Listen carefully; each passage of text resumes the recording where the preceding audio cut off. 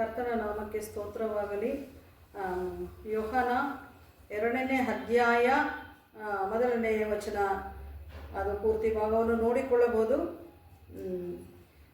ಯೇಸು ಸ್ವಾಮಿ ಮೊದಲನೆಯ ಅದ್ಭುತ ಮಾಡಿದಂಥ ಕಾರ್ಯ ಕಾನಾನ್, ಗಲಿಲಾಯ ಕಾನಾನ್ ಊರಿನಲ್ಲಿ ಒಂದು ಮದುವೆಯ ಮನೆ ಆಯಿತು. ಯೇಸುವಿನ ತಾಯಿ ಅಲ್ಲಿ ಇದ್ದಳು.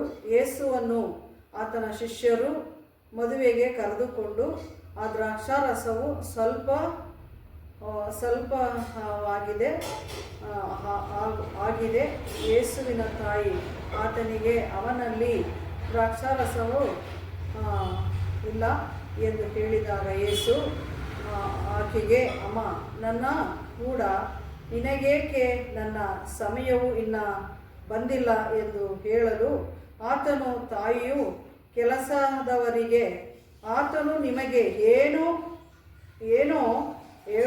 ಹೇಳುವನೋ ಅದನ್ನು ನೀವು ಮಾಡಿರಿ ಅಂದಳು. ಯೇಸು ಸ್ವಾಮಿ ಅವ್ರಿಗೆ ಏನು ಹೇಳಿದ್ರು? ದ್ರಾಕ್ಷಿ ರಸ ಮುಗಿದು ಹೋಗಿದೆ ಅಂದಾಗ, ನನಗಿನ್ನ ಸಮಯ ಬಂದಿಲ್ಲಮ್ಮ ಅಂತ ಹೇಳಿದ್ರು. ಆದರೂ ಕೂಡ ಆ ತಾಯಿ ಹೇಳಿದಂಥ ಮಾತು, ಆತನು ಏನು ಹೇಳುತ್ತಾನೋ ಅದನ್ನು ನೀವು ಮಾಡ್ರಿ ಅಂತ ಹೇಳಿ ಆ ತಾಯಿ ಹೇಳಿದಂಥ ಮಾತು, ಅದು ಒಂದು ನಂಬಿಕೆ ಉಳ್ಳ ಮಾತಾಗಿತ್ತು. ಯಾಕಂದರೆ ಅವ್ರ ಕೈಲಿ ಸಾಧ್ಯ ಅಂದು ಅವ್ರಿಗೆ ಗೊತ್ತಿತ್ತು. ಅದಕ್ಕೆ ಆ ಮದುವೆ ಮನೆಯಲ್ಲಿ ಒಂದು ಗಲಿಬಿಲಿಯೇ ಆಗಬಹುದಾಗಿತ್ತು, ಒಂದು ಜಗಳನೆ ಆಗಬಹುದಾಗಿತ್ತು, ಮದುವೆ ಮನೆಯವರು ಹಾಗೆ ಹೀಗೆ ಅಂತ ಮಾತನಾಡಿರ್ಬೋದಾಗಿತ್ತು. ಅಲ್ಲಿ ಕೂಡ ನನ್ನ ಸ್ವಾಮಿ ತಾಯಿಯ ಮಾತು, ಆ ತಂದೆಯ ಮಾತು, ಅಂದರೆ ನನ್ನ ಆ ಪರಲೋಕದಲ್ಲಿರುವ ನನ್ನ ತಂದೆಯ ಮಾತು, ಅದು ಆಗುತ್ತದೆ ನನ್ನ ನಂಬಿಕೆ. ಅಲ್ಲಿ ಉಳಿಸುವುದನ್ನು ನೋಡುತ್ತೇವೆ. ಅಲ್ಲಿ ಉಳಿಸುವಂಥದ್ದು, ಅಲ್ಲಿ ಸಮಾಧಾನ ತರುವಂಥದ್ದು, ಅನೇಕರು ಬಂದು ಮತ್ತೆ ತೃಪ್ತಿಯಾಗಿ ಉಂಡು ತಿಂದು ದ್ರಾಕ್ಷಿರಸವನ್ನು ಕುಡಿಯೋದು, ಆ ತೃಪ್ತರಾಗಿ ಹೋಗುವಂಥದ್ದನ್ನು ಸುಧಾ ನಾವು ಅಲ್ಲಿ ನೋಡುವಂಥವರಾಗಿದ್ದೀವಿ. ಅಲ್ಲಿ ಹೆಚ್ಚಾಗಿ ನೋಡುವಂಥದ್ದಾದರೆ ನಂಬಿಕೆಯನ್ನು ಹೆಚ್ಚಾಗಿ ನೋಡುವಂಥವ್ರು. ಅದನ್ನು ಆ ನಂಬಿಕೆಯಲ್ಲಿ ಆ ನೀರು ತುಂಬಿರಿ ಅನ್ನಲು ಆ ನೀರು ತುಂಬಿತು, ಅದು ಮೊದಲಿಗಿಂತ ಹೆಚ್ಚಾಗಿ ಅದು ರುಚಿ ಕೊಟ್ಟಿತ್ತು ಅಂತ ನಾವು ನೋಡ್ತೀವಿ.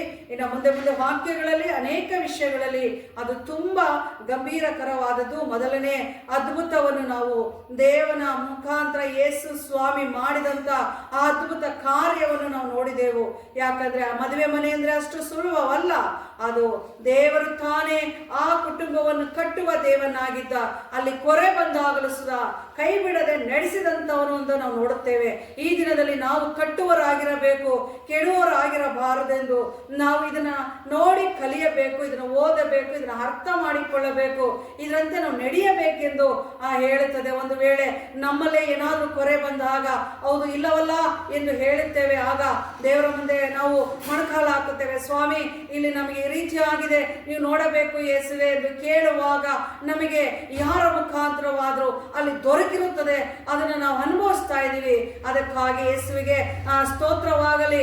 ಯಾಕಂದ್ರೆ ಅವರು ಯಾವಾಗಲೂ ನಮ್ಮ ಜೊತೆಯಲ್ಲಿ ಇರುವಂತ ದೇವನು, ಯಾವಾಗಲೂ ನಮ್ಮನ್ನು ನಡೆಸುವಂತ ದೇವನು, ತೃಪ್ತಿಪಡಿಸುವಂತ ದೇವನು, ಕದಲದಂತ ದೇವನು, ಹೌದು ಕದಲಿ ಹೋಗುವುದಕ್ಕೆ ಬಿಟ್ಟು ಕೊಡದಂತ ದೇವನು, ಸಮಾಧಾನವನ್ನು ಹುಟ್ಟಿಸುವ ದೇವನು, ಸಮಾಧಾನದಲ್ಲಿ ನಡೆಸುವ ದೇವನು, ಅದು ತೃಪ್ತಿಪಡಿಸುವ ದೇವನು ಆಗಿದ್ದಾನೆ. ಯೇಸುವಿನ ನಾಮ ಪವಿತ್ರ ನಾಮ, ಯೇಸುವಿನ ನಾಮ ಸಕಲವೂ ಸಾಧ್ಯ ಎಂದು ನಾವು ನೋಡುತ್ತೇವೆ. ಯಾಕಂದ್ರೆ ಆತನು ಹೇಳುವ ಮಾತು, ಆ ಬಾನಿಗಳಿಗೆ ನೀರನ್ನು ತುಂಬಿಸಿರಿ ಎಂದು ಹೇಳುತ್ತಾರೆ. ಅವರು ಹೀಗೆ ಅದನ್ನು ಹೊತ್ತುಕೊಂಡು ಹೋಗಿ ಔತಣದ ಅಲ್ಲಿಗೆ ಅಂದ್ರೆ ಔತಣದ ಆ ವಿಷಯದಲ್ಲಿ ನಾವು ನೋಡುತ್ತೇವೆ. ತೃಪ್ತಿಕರವಾದ ಕೆಲಸವನ್ನು ಸ್ವಾಮಿ ಮೊದಲಾಗಿ ಮಾಡುವಂಥದ್ದು. ಅಲ್ಲಿ ಮದುವೆ ಮನೆಯಲ್ಲಿ ಆ ಗಂಡು ಹೆಣ್ಣು, ಆ ಕುಟುಂಬ, ಬಂದಂತ ಎಲ್ಲ ಅತಿಥಿಗಳು, ಬಂದಂತ ಎಲ್ಲಾ ಕಾರಣ ಅಲ್ಲಿ ಸಮಾಧಾನವನ್ನು ನೋಡುವಂಥವ್ರು ಆಗಿದ್ದೇವೆ. ಯಾಕಂದ್ರೆ ಅಲ್ಲಿ ಗಲಿಬಿಲಿ, ಒಂದು ಮದುವೆ ಹೋದರೂ ಒಂದೊಂದು ಕಡೆ ಊಟ ಮುಗಿದೋಗಿರುತ್ತೆ, ಒಂದೊಂದು ಕಡೆ ಇನ್ನು ಅನೇಕ ಕಾರ್ಯಗಳಾಗುತ್ತೆ, ಅಲ್ಲಿ ಗಲಿಬಿಲಿ ಆಗುತ್ತೆ. ಹೌದು ಮುಗಿದೋಯ್ತು ಅಂತ ಹೇಳುತ್ತಾರೆ. ಹೌದು ಈ ಹುಡುಗಿ ಈಗಲೇ ನಮಗೆ ಕೈಗೆ ಹೌದು ಇಲ್ಲಿ ತೃಪ್ತಿಗೆ ಆಗಲಿಲ್ಲ, ಖಾಲಿ ಆಗೋಯ್ತು, ಇವರ ಕೈಗಳು ಬರೀ ಕೈಗಳು, ಏನಾದ್ರೂ ಮಾತನಾಡಿ ಆ ಮದುವೆ ಮನೆಯಲ್ಲಿ ನೋಯಿಸುವಂತವರಾಗಿರ್ತಾರೆ. ಆದ್ರೂ ಸುಧಾ ದೇವರ ತಾನೇ ಅಲ್ಲಿ ನೋಯಿಸೋದಕ್ಕೆ ಬಿಡಲಿಲ್ಲ.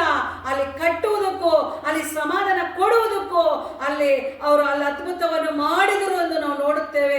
ಯೇಸು ಮಾಡಿದ ಮೊದಲನೆಯ ಅದ್ಭುತ ಕಾರ್ಯಗಳನ್ನು ನಾವು ನೋಡುತ್ತೇವೆ. ಈ ದಿನ ನಾವು ಕೂಡ ಅದನ್ನೇ ಮಾಡಬೇಕೆಂದು ಅವರು ಹೇಳಿದಂಥದ್ದನ್ನು, ಅವರು ನಮಗೆ ತೋರಿಸಿದಂಥದ್ದನ್ನು ನಾವು ಮಾಡಬೇಕಂದರೆ ಯೇಸು ಕೈಯಲ್ಲಿ ನಾವಿರಬೇಕು. ಯೇಸು ಸ್ವಾಮಿ ಕೈಯಲ್ಲಿ ನಾವಿದ್ದು ನಾವು ಕೇಳುವಾಗ ಅಂತ ಅದ್ಭುತಗಳನ್ನು ಈಗಲೂ ಈ ಕ್ಷಣವೂ ನಾವು ಮಾಡೋದಕ್ಕೆ ಸಾಧ್ಯ. ಯಾಕಂದ್ರೆ ಆ ದಿನ ಯೇಸು ಸ್ವಾಮಿ ಆ ಮನೆಯನ್ನು ಕಟ್ಟಿದವನು, ಆ ಕುಟುಂಬದಲ್ಲಿ ಆ ಗಂಡ ಹೆಂಡತಿಯನ್ನು ಜೋಡಿಸಿದವನು, ಆ ಕುಟುಂಬಕ್ಕೆ ಸಕಲವನ್ನು ಒದಗಿಸಿದವನು ಆಗಿದ್ದ. ಈ ದಿನದಲ್ಲೂ ಸುಧಾ ಎಲ್ಲಾದ್ರೂ ಕೊರತೆ ಬಂದರೆ ಅಲ್ಲಿ ಗಲಿಬಿಲಿ ನೋಡುತ್ತೇವೆ, ಅಲ್ಲಿ ಒಡೆದು ಹೋಗುವಂಥದ್ದು ನೋಡುತ್ತೇವೆ, ಅಲ್ಲಿ ಬಿಟ್ಟು ಹೋಗುವಂಥದ್ದು ನೋಡುತ್ತೇವೆ. ಆದ್ರೆ ಅಲ್ಲಿ ಯಾವುದು ನಡೆಯೋದಕ್ಕೆ ಬಿಟ್ಟು ಕೊಡದಂತೆ ಅಲ್ಲಿ ಸಮಾಧಾನವಾಗಿ ದೇವರು ತಾನೇ ಯೇಸು ಸ್ವಾಮಿ ಮುಂದೆ ಇದ್ದು ನಡೆಸುವುದನ್ನು ನಾವು ನೋಡುತ್ತೇವೆ. ಯಾಕಂದರೆ ಅವನು ಒಳ್ಳೆ ದೇವನು, ಅವನು ಸಮಾಧಾನ ಕೊಡುವ ದೇವನು, ಜೀವಿಸುವ ದೇವನು, ಜೀವವನ್ನು ಕೊಡುವ ದೇವನು ಆಗಿರುತ್ತಾರೆ. ಯೇಸು ನಾಮಕ್ಕೆ ಸ್ತೋತ್ರವಾಗಲಿ. ಕರ್ತನು ತಾನೇ ಈ ವಾಕ್ಯಗಳನ್ನು ಆಶೀರ್ವದಿಸಲಿ. ನಾವು ಹಾಗೆಯೇ ಒಂದು ಕುಟುಂಬವನ್ನು ಕಟ್ಟುವವರಾಗಿದ್ದು, ಆ ಕುಟುಂಬವನ್ನು ಆಳುವವರಾಗಿದ್ದು, ಆ ಕುಟುಂಬಕ್ಕೆ ಮಾದರಿ ತೋರಿಸುವಂತವರಾಗಿದ್ದು ನಮ್ಮನ್ನು ಹೆಚ್ಚಾಗಿ ಯೇಸು ಸ್ವಾಮಿ ಉಪಯೋಗ ಮಾಡಿಕೊಳ್ಳಲಿ ಎಂದು ದೇವರ ಮುಂದೆ ತಾನೇ ಹೇಳುತ್ತಾ ಇದ್ದೇನೆ. ಯಾಕಂದ್ರೆ ಈ ದಿನ ನಾವು ಕಟ್ಟುವವರಾಗಿರಬೇಕೇ ಹೊರತು ಕೆಡುವವರಾಗಿರಬಾರದು. ಕುಟುಂಬವನ್ನು ಕಟ್ಟುವವನು ಯೇಸು ಸ್ವಾಮಿ. ಆ ದಿನದಲ್ಲಿ ಅವಳು ಆ ಕರ್ತನೆ ಅವಳನ್ನು ಆದಾಮಳನ್ನು ಸೃಷ್ಟಿ ಮಾಡಿದ ದೇವರು. ಆ ದಿನದಲ್ಲಿ ಕುಟುಂಬವನ್ನು ಕಟ್ಟಿದವನು, ಅವ್ರಿಗೆ ಏನು ಅಗತ್ಯವೋ ಅಲ್ಲಿಗೆ ಒದಗಿಸಿದ ದೇವನು. ಈ ದಿನದಲ್ಲಿ ಅದನ್ನೇ ನನ್ನ ಸ್ವಾಮಿಯು ಕೂಡ ನಮಗೆ ಮಾದರಿಯಾಗಿ ತೋರಿಸ್ತಾ ಇದ್ದಾನೆ. ಆ ದೇವನಿಗೆ ಕೋಟಿ ಕೋಟಿ ಸ್ತೋತ್ರವಾಗಲಿ.